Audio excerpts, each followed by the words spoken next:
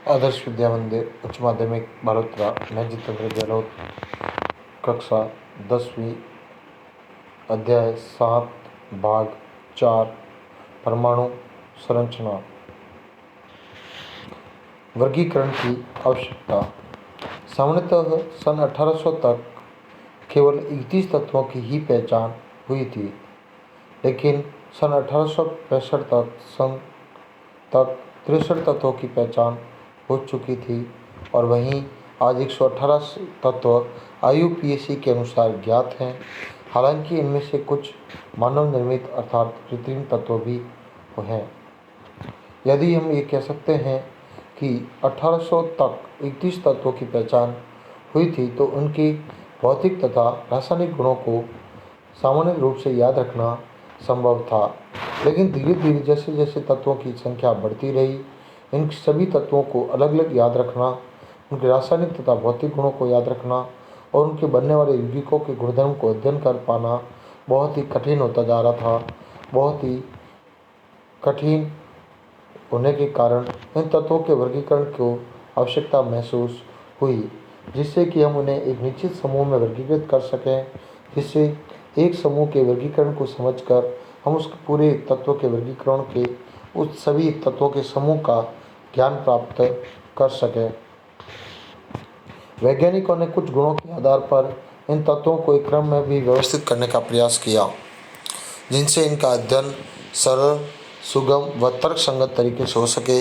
अर्थात सरल तरीके से सुगम यानी हम इसे इस प्रकार समझ सकते हैं कि सरल यानी बहुत ही सिंपल तरीके से, सुगम यानी जिससे हम दूसरों को भी वह ज्ञान दे सकें, और तर्कसंगत यानी एक फिक्स कारण जिससे हम ये बता सकते हैं कि ऐसा नियम क्यों बना और ऐसा कैसे बनाया गया।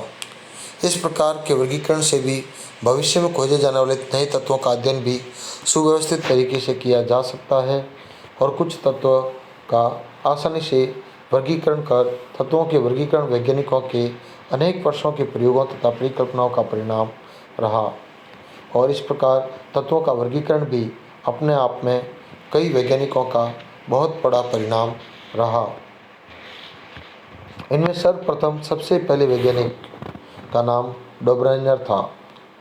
डोब्राइनर द्वारा सन 1829 में तीन तत्वों के समूह के बनाए गए, जिनके भौतिक तथा रासायनिक गुण समान थे, जिन्हें डोब्राइनर का त्रिक नियम भी कहा जाता है। इस समूह में मध्य वाले तत्व का परमाणु भार शेष दो तत्वों के परमाणु भार के औसत के लगभग बराबर होता है तथा गुण भी कैल्शियम तथा दोनों तत्वों के गुणधर्मों के मध्य के कारण उसके दोनों ही तत्वों से समानता प्रदर्शित करते हैं। ऐसे केवल 3 त्रिक ही वे ज्ञात कर पाए। आगे इस नियम से ऐसे त्रिक ज्ञात करना उनके लिए अनुपयुक्त रहा, वे इसका उपयोग नहीं कर पाए।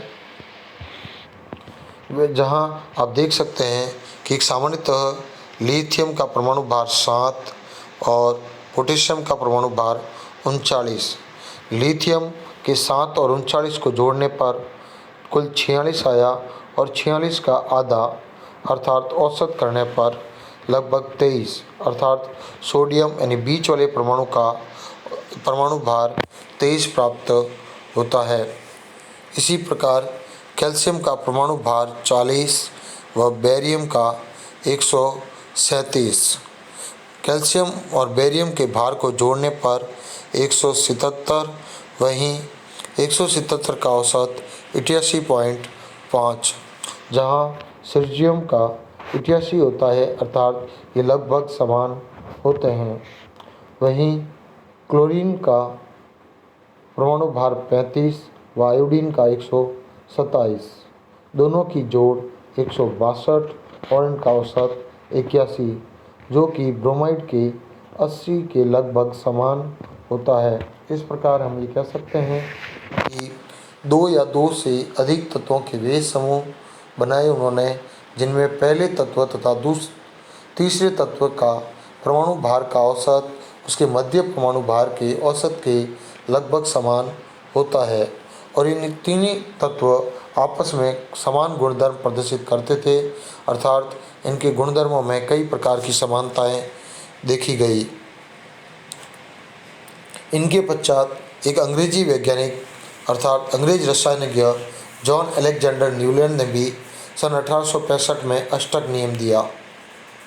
इन अष्टक नियम के अनुसार उन्होंने बताया कि तत्वों को जब उनके परमाणु भार के बढ़ते हुए क्रम में व्यवस्थित किया जाता है तो कि हर 8वें तत्व के गुण के बाद पहला तत्व के समान था, अर्थात 1 से 7 तक के तत्व के बाद जब 8वां तत्व आएगा तो 8वां तत्व पहले गुणों के साथ समानता प्रदर्शित करता है। ये कुछ इसी प्रकार था जिस प्रकार संगीत के 7 सुर सारे गमा पद नि सा अर्थात सारे गामा पद नि सा, तो यहाँ पर 1 2 3 4 5 6 7 सुर के बाद 8वां सुर जिस प्रकार पुनरावृत्ति करता है उसी प्रकार 7 स्वरों बाद 8वां स्वर भी पहले स्वर जैसा ही होता है।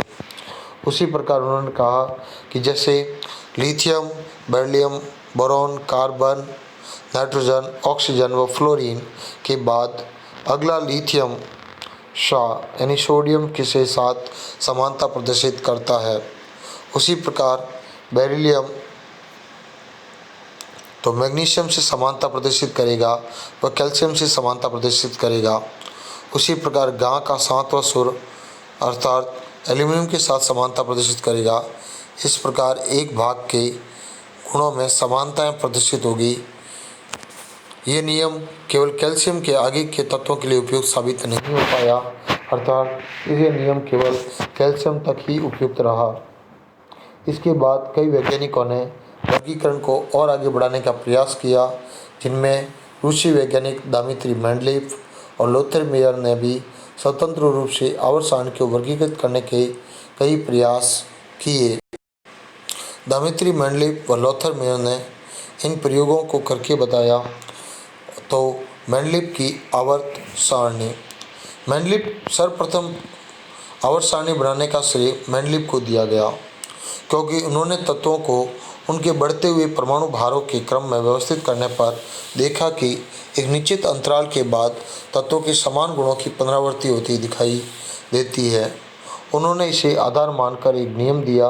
ये नियम कहता है कि तत्वों के गुणधर्म उनके परमाणु भारों के आवर्ती फलन होते हैं, अर्थात किसी भी तत्वों के जो गुण होते हैं तो उनके भार के अनुसार एक समय के बाद पुनः पुनरावृत्ति करते हैं, अर्थात कुछ समय पश्चात वे पुनः समानताएं प्रदर्शित करेंगे।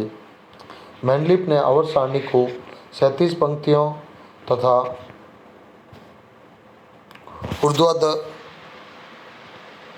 ऊर्ध्वाधर स्तंभों में भी व्यक्त किया। ऊर्ध्वाधर यानी खड़े स्तंभों में व्यक्त किया। जैसे कि आप देख सकते हैं, मेंडलीफ द्वारा बनाई गई सारणी में उन्होंने सर्वप्रथम 6 पीरियड्स अर्थात 6 भाग डिसाइड किए, जिन्हें 6 आवर्त के नाम से जाना जाता है। वहीं इन्होंने 1 से 8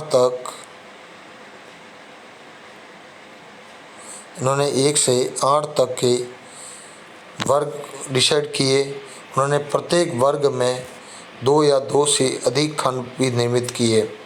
जैसे कि आप देख सकते हैं कि एक वर्ग के अंदर प्रत्येक में ए व बी अर्थात प्रत्येक एक वर्ग में 2 उपवर्ग बनाए।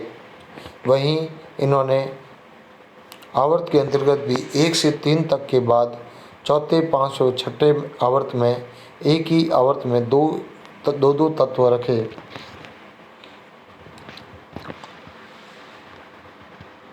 उन्होंने एक ऊर्ध्वाधर स्तंभ को वर्ग कहा, वहीं 37 पंक्तियों को उन्होंने आवर्त कहा, अर्थात ये खड़े स्तंभ जो दिखाई देते हैं इन्हें उन्होंने वर्ग नाम दिया। वहीं तिरछे इन आवर्तों इन्हें आवर्त नाम दिया गया। 37 रेखा में रखे गए ये आवर्त के नाम से जाने जाते हैं। इन्हें 2 उपवर्ग ए व बी में भी विभाजित किया गया। यह उस समय उत्कृष्ट दृष्टि ज्ञात नहीं हो पाई। बाद में इन्हें एक नया वर्ग शून्य वर्ग बनाकर सारणी में भी दर्शाया गया, अर्थात उस समय उत्कृष्ट दृष्टि ज्ञात नहीं थी। अब उसके लिए यहाँ पर एक विशेष जगह छोड़ी गई, एक विशेष वर्ग बनाकर उस विशेष वर्ग में इन गैसों को रखा गया।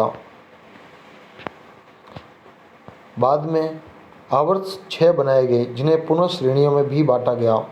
मेंडलीफ ने तत्वों को उनके बढ़ते हुए परमाणु भारों के क्रम में व्यवस्थित किया। उन्होंने इस बात का बहुत ही महत्वपूर्ण ध्यान दिया कि एक ही प्रकार के भौतिक तथा रासायनिक गुणधर्म वाले तत्व एक ही वर्ग में आए ताकि उनके आवर्तिता का नियम बरकरार रहे।